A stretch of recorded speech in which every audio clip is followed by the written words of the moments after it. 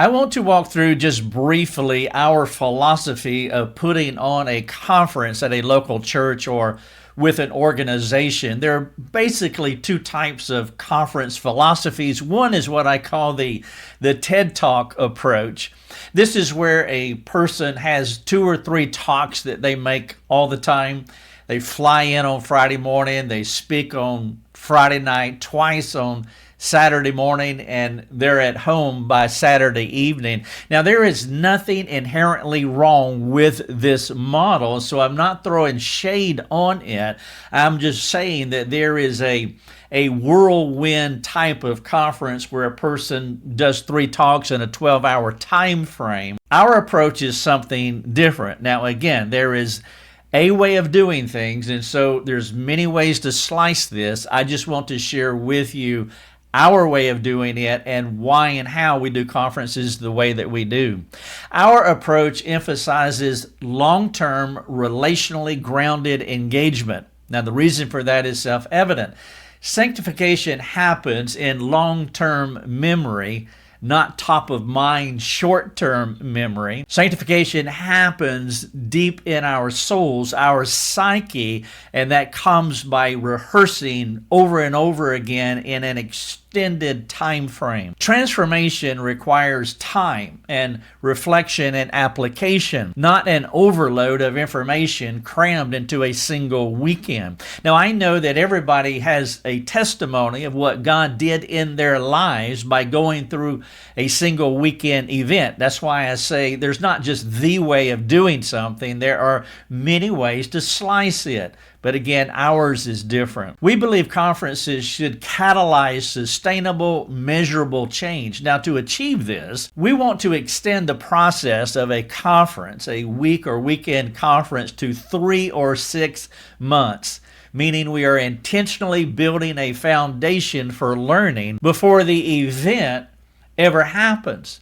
And we're providing opportunities for application after the event happens. Here's how we do it. Number 1, we start by engaging the church leadership. Every church is unique, much like a counseling session. No 2 churches are the same. Therefore, we want to collaborate with church leaders to understand their specific needs, their challenges, their goals for this unique congregation. This collaborative approach ensures that our content is relevant, timely, and tailored to the church's context. And so number 1, we want to meet with the church leadership. Number 2, we like this pre-conference, what I call a pre-conference content drip. A conference should never feel like a blind date where it's like, who is this guy? We're not familiar with him at all. Over 3 months leading up to the event, what we like to do is to drip content into the church, introducing our resources, themes, even myself, to the congregation. This process primes their hearts and minds, helping them to engage more deeply with the teaching when the conference actually begins. Number 3, immersive connection. We want to live with the people that we serve. Staying with a family in the church rather than at a hotel, and I tell the leaders of this church, we do not want to stay in a hotel. First of all, it will save the church money if we live with a family, but it also allows us to immerse ourselves in the life of the congregation. If possible, we'd like to add pre-conference events, even before the main conference, like leading Bible studies, men's or women's meetings, teen gatherings, or even counseling sessions. I have done all of those things before the conference ever began at many local churches, including meeting with the elders and having leadership type training. These interactions provide invaluable insight for me into the church's culture, enabling me to adapt the teaching with both structure, where I frame what they want me to do before I get there, but also with spontaneity, or what I call pneumatic pivoting, walking in the Spirit. And so as I prepare the content for the church that I've never met, and then when I get on site, living with the people, doing pre-conference training, meeting, counseling sessions, then I'm learning along the way, and now I can adapt the content because I've learned more about this unique congregation.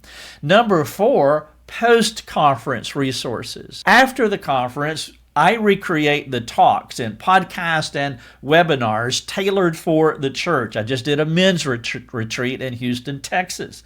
They asked me to do 4 talks. I did 4 talks, then came home, recreated those 4 talks in a keynote presentation, a slide presentation, and then also an audio podcast, and sent it back to them as a post-conference follow-up. These resources serve as a follow-up to reinforce what was taught, providing additional opportunities for reflection and application.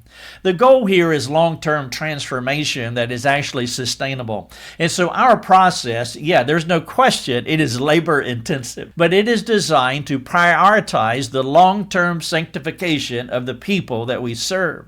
We want to partner with churches, not simply speak at them. This method ensures that the congregation interacts with the theme of the conference across multiple touch points, even 3 months before we show up, during the conference, and then after the training as well, giving the best opportunity for the Spirit to work and bring change into their lives. Conferences are not meant to be informational dumps, but transformational experiences.